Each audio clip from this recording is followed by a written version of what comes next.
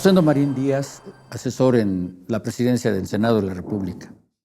Pues es parte de los ataques o el boicot que tiene la Suprema Corte y en general el Poder Judicial en contra de la reforma que pretende que se elijan todos los jueces de distrito, los magistrados, los ministros, y esto provoca un estado de alerta permanente en los otros dos poderes, entiendo yo, particularmente en el Senado, porque es el que lleva, digamos, la conducción de parte del Poder Legislativo, todo el asunto de la selección y demás de lo que tiene que presentarse ante el INE. Se sospechaba que podría haber alguna trama de este tipo y afortunadamente se visualizó una manera, digamos, un plan B para, en su caso, la insaculación la realizara el Senado, cosa que ocurrió derivado de la renuncia de todo este comité del Poder Judicial y que el Tribunal Electoral del Poder Judicial de la Federación ordena al Senado que de manera supletoria hiciera este procedimiento, lo cual se llevó a cabo sin mayor problema, que pues prácticamente ya era un asunto terminado porque ya había pasado la parte de la inscripción, las entrevistas famosas, ¿no?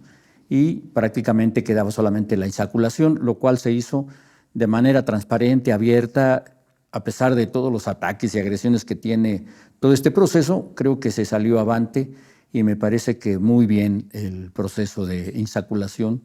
Y ahora ya está en terrenos del Instituto Nacional Electoral ya llevar a cabo la elección para junio de este año.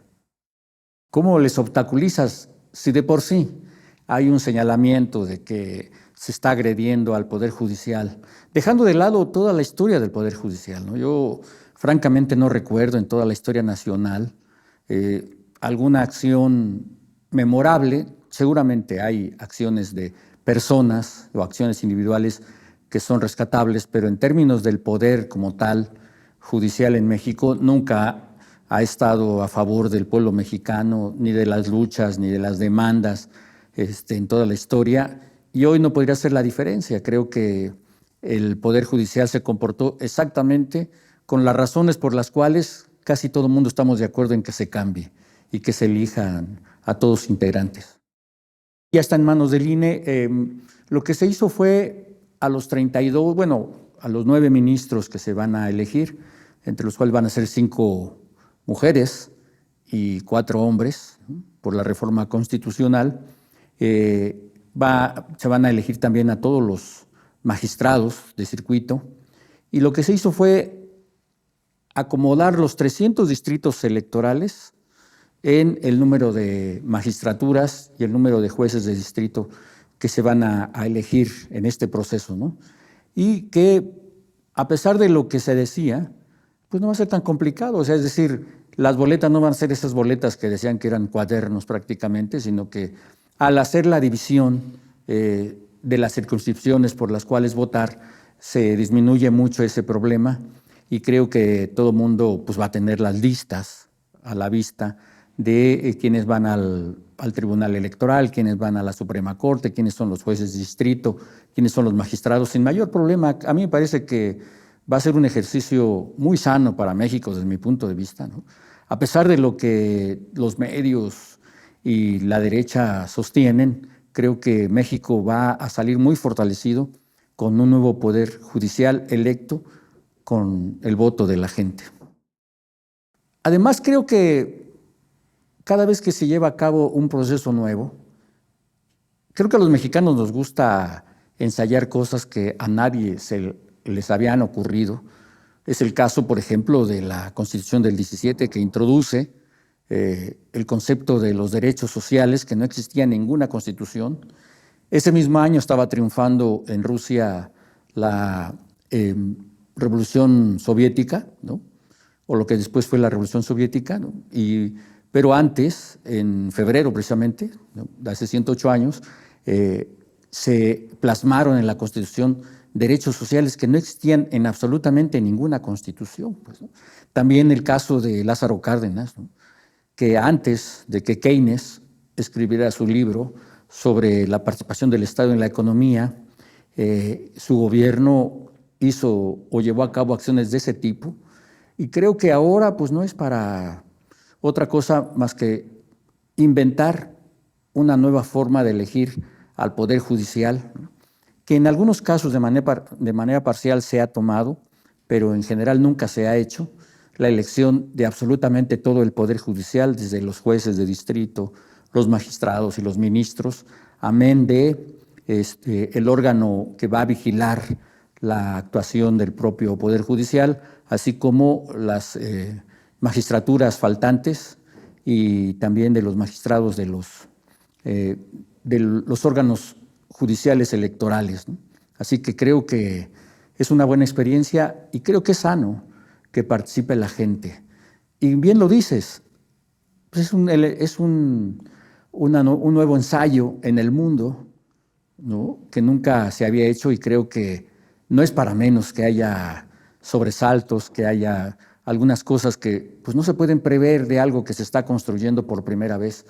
Y a mí, francamente, yo estoy muy entusiasmado porque es un proceso que va a cambiar las cosas de manera fundamental. O sea, los hechos por los cuales se cambiaron es porque el Poder Judicial no está vinculado con la gente. Algo que yo he hecho es casi todos los abogados que conozco, prácticamente todos litigantes, cuando uno les pregunta si tenían la posibilidad de ser jueces, ya no magistrados o ministros, decían que era imposible porque son familias las que controlan actualmente el Poder Judicial y que además todo el mundo sabe que están vinculados, muchos de ellos, no todos, pero sí una buena parte, con los poderes fácticos, ¿no?, el poder económico, incluso con la delincuencia organizada, ¿no?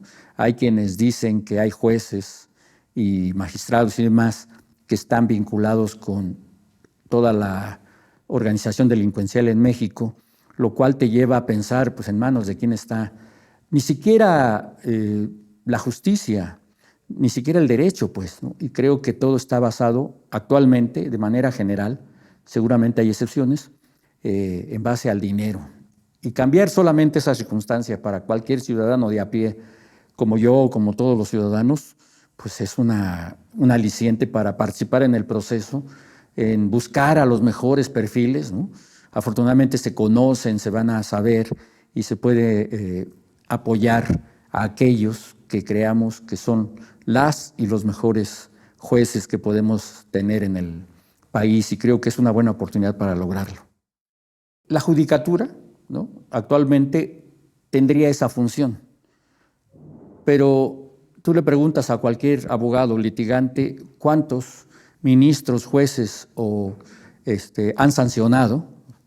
A ninguno, a ninguno. O sea, están de adorno, simplemente están validando lo que hace el Poder Judicial. Ahora, con la elección de este tribunal del que va a vigilar el trabajo de los jueces, pues se hace más fácil pensar que todo aquel que actúe de manera incorrecta, ilegal o viole la ley podrá ser castigado, ¿no?, de acuerdo pues a la magnitud de su error o de su actuación ilegal. Así que yo creo que esa parte también es un aliciente porque permite saber que además del voto hay una sanción del propio órgano para aquellos que cometan pues, barbaridades que no faltan en el ejercicio judicial.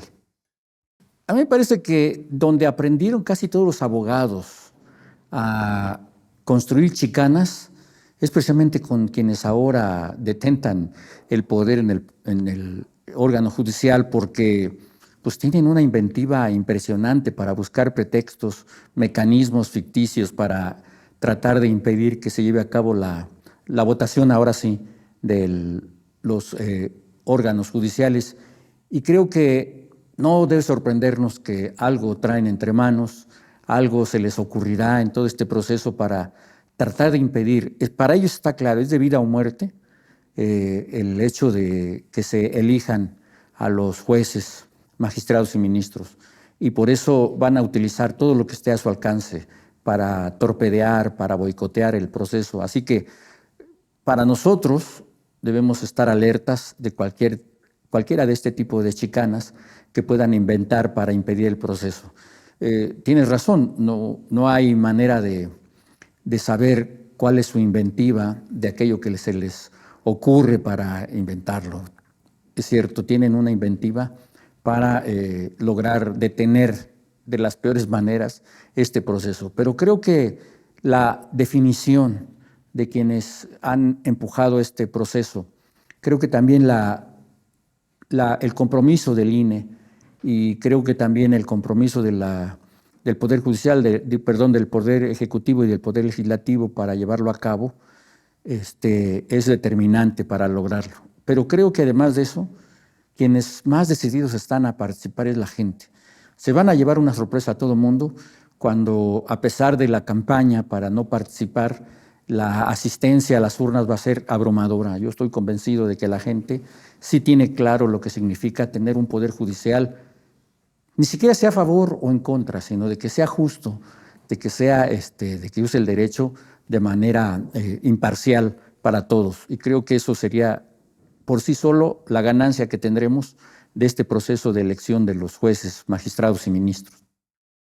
El Senado, por alguna razón, yo entiendo por el carácter que está llevándose a cabo, está siendo la cámara receptora de la mayor cantidad de las reformas. Entonces, una primera parte son todas las reformas constitucionales que están pendientes, la reforma electoral, ¿no?, que está a punto de empezar su discusión. Está el asunto de las leyes secundarias, de todas las reformas que se hicieron a la Constitución. Así que no creo que sea un periodo tranquilo, más bien será un periodo de mucho trabajo, donde se van a empezar a vislumbrar muchas de las acciones que está encabezando la presidenta y que en el Poder Legislativo están llevando a cabo de manera acelerada, porque fueron 47 reformas las que se aprobaron y se hicieron en este último periodo, lo cual, hasta donde sé, es un récord en términos de productividad legislativa. Y no creo que disminuya la intensidad en el próximo periodo y en los próximos años, ni en el Senado ni en la Cámara. Creo que por eso está embonando perfectamente la acción de la presidenta y la legislatura, porque se necesitan hacer cambios profundos en la ley. El presidente López Obrador inició, por ejemplo, el caso de la educación, ¿no? Empezó a rectificar todo lo que se había cometido desde Salinas hasta Peña Nieto, pero ahora, por ejemplo, las acciones que está llevando a cabo Claudia Sheinbaum están teniendo una profundización del derecho de los mexicanos a la educación, el asunto del culminar el proceso de la salud para todos, ¿no?, y que todos los mexicanos tengamos asegurado nuestra atención médica de manera digna, de manera muy importante. Son otros de los temas que creo que va a ser. Amén de la infraestructura, pues, ¿no? Claudia Sheinbaum tiene un compromiso con las principales zonas metropolitanas que durante décadas han pasado problemas de servicios, de agua, de drenaje y demás, y que ahora, en el caso del Valle de México y de otras zonas metropolitanas del país, va a instrumentar acciones muy profundas que le van a cambiar la vida a la gente. O sea, porque además es algo que decimos, son los votantes más asiduos del movimiento y a veces son los que menos agraciados por las acciones gubernamentales tienen. Pero ahora, a diferencia de ello, la presidenta está encaminada a instalar una infraestructura para que la gente viva mejor. Amén, bueno, de la cuestión sobre la construcción de vivienda de manera pues muy intensa que va a haber. Así que creo que nos viene, a pesar de vivir con un presidente vecino muy beligerante, creo que la presidenta está dando muestras de capacidad para enfrentar ese vendaval y creo que vamos a salir avantes todos, afortunadamente creo, y que hay mando, que hay conducción en el país a través de Claudia, que además de su fuerza, creo que es su inteligencia también la que está determinando acciones mucho más profundas. Hola, los invitamos a que se conecten y vean la 4TV, que es un lugar de reflexión y de análisis que es indispensable para cualquiera que esté enterado sobre los problemas y los asuntos que pasan en el país.